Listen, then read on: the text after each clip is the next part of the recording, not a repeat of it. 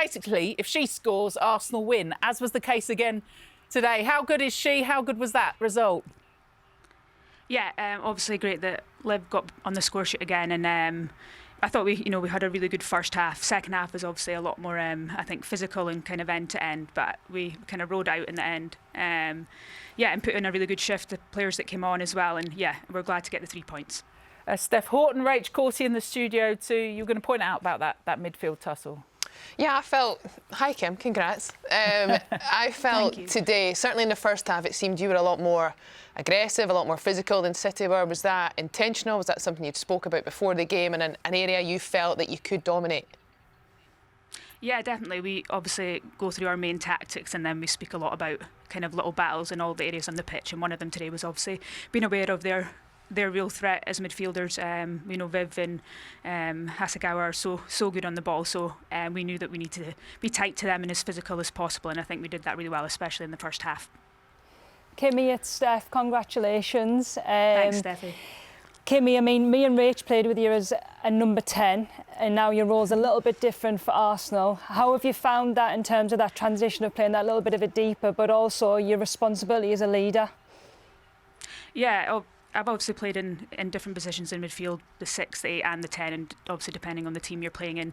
And now naturally I'm maybe a little bit more deeper. I think Rachel know a lot of my experience playing for Scotland was being a 6 and a little bit deeper in midfield. So I feel like I always had a lot of awareness of how to do it and to try and do it well. I'm just glad to be on the pitch and doing what I can for the team. And I'm glad we did that well today.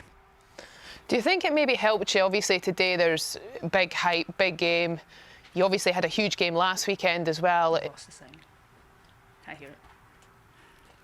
I do that when I don't want to hear from Rachel Corsie. Let's see if she can still hear us. There was a smirk there. Can you hear us again?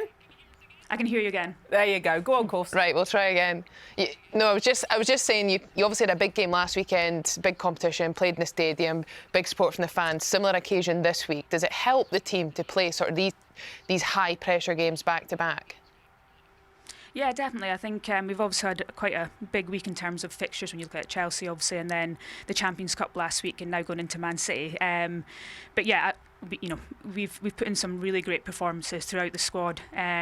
All the players have done really well.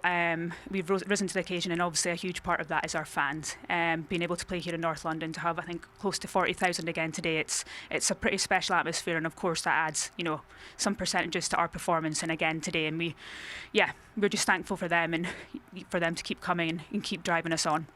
Kimmy, a great win today. What is the conversation now between you and the girls about what's next for the rest of the season? What's your aim? Is it to get them Champions League spots? The aim, it's obviously we move on to the Champions League this week, and then back to the league and then the FA Cup, but ultimately in the league I think obviously City have put themselves in a really good position, and our job now is to just push as much as we can till that end game of the season. You get back to listening to Spotify on those headphones. Thank you for joining us, Kim. Don't worry about it. I'll turn them off too. Congratulations to our player of the match, Kim Little, joining us live on Sky. I saw